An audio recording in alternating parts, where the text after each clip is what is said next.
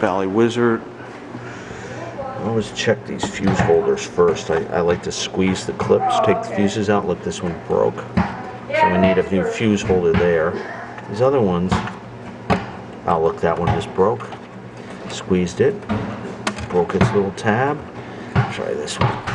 That one seems okay. That one seems okay. That one's okay. That one's okay. So 2 new fuse holders for this guy. 2 new fuse holders installed. Back box. This is the second relay. There's one under the playfield like this, where the brass screw that holds it has just broken clean off. And usually you can just spin the old ones out and put a new brass screw in. But yeah, it should be up here. But yeah, they just broke. That's 2 of them. That's really weird. New brass screw for the relay. I keep these around. They do break a lot for whatever reason. But you don't forget the brass washer that goes in between here too.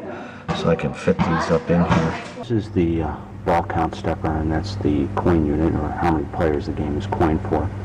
Anyways, there's some problems with this unit. It would step up, and I could get it to reset. But if I just went up 1 step and then reset it, it wouldn't go back. See, it's working now, because I had to take, what I had to do was take it all apart. I usually don't have to take these Bally ones apart, but this one I did. There was, on this plastic cog right here, I had to take this screw out, and then the spider comes off.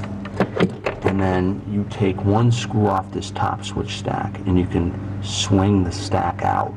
And then this whole nylon cog pulls out. And I had to clean that pretty good, and put a very, very light coating of Teflon gel lube on there. Under the playfield, we got the bonus stepper. This one's actually pretty good. I cleaned up the rivets with 400 grit, put a thin layer of Teflon gel lube on it. Credit unit, and take this apart. The nylon, I think that what happens is the nylon with age, it swells, and it was binding in here so that the wheel wasn't turning. So I had to take it apart and really clean it.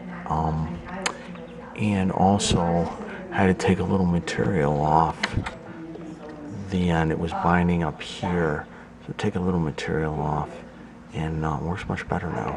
And I think that'll solve the problem. This was the similar problem that I had on the ball count unit too. The same thing where the nylon had swelled. Steps up nice. The problem with this thing, if it binds on the step up, is that right here is the switch for the knocker coil.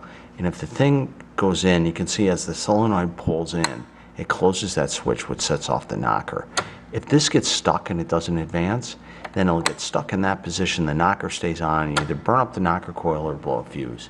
So that's always a bad thing on these credit units. You don't really want them to bind. It's they almost have to work, even though they're somewhat pointless because we make the game free play, and we do that by these 2 switches in here. One actually controls the credit button, and the other one controls a light on the ball arch. I just close them both permanently, so even in the 0 position, they are permanently closed. That puts the game on free play. I always forget which one's which, so if the light's on the ball arch, it just means that there's credits on the game. It's an alternative way to the credit unit, because sometimes the operators would block off the window on the credit unit. They didn't want people to see how many credits were on the game.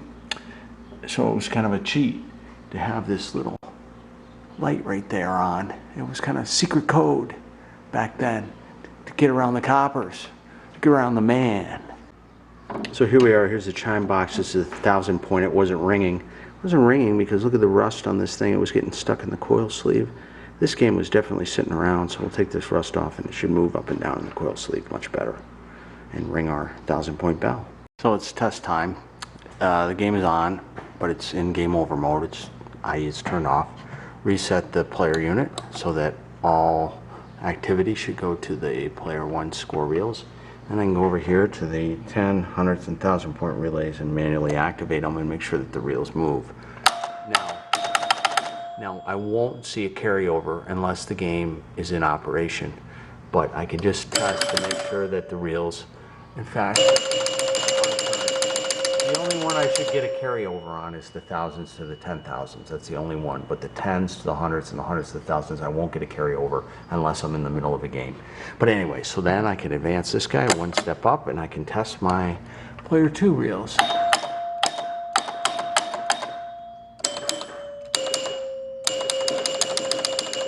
Those seem to be working.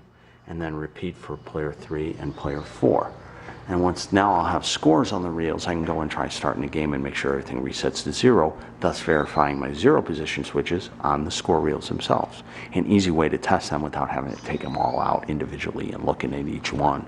So I got scores on all the score reels, and I'm ready to take it on its maiden voyage. So let's hit the credit button on the coin door. Wow. Ball out to the shooter lane. Okay, so the first thing I want to check is kick out hole. That's good. The next thing you want to check are the flags. The flags is a big feature on this game. It's an important part of the game. There's 3 targets over here that are lit and a 4th one over here, 1 for each flag. So when I hit this one here, flips a flag, flips a flag, flips a flag, and I hit this one, flips a flag. Now when I come down this lane, it should reset all the flags. And it does, so the flags work. And notice now I have my spinner set to 100, which is really nice. Close to 10 points, that's a valuable shot. 3,000 when lit, that's a good shot too, that's working. The way I got double bonus because of the flag thing. You get a lot of benefits on the flag. If we advance the bonus to maximum, you see now 19,000 is the bonus max, special is lit. So I should win a game, if you can see it on right there. So I hit the target. So yeah, I won a game. And Ann Margaret is looking very nice. She's a fine looking female. So is Love. Well, evil. I don't know about evil. She's a little evil. But anyways, we just need to clean the game up, and we can take this game for a real ride. But it's playing pretty good. I should get see I'm getting double bonus on my countdown. So that's all working. It looks like we got this game working good. We are good to go. And now we're going to go from ball 1 to ball 2. And we have a ball in the shooter lane, and we're ready to play.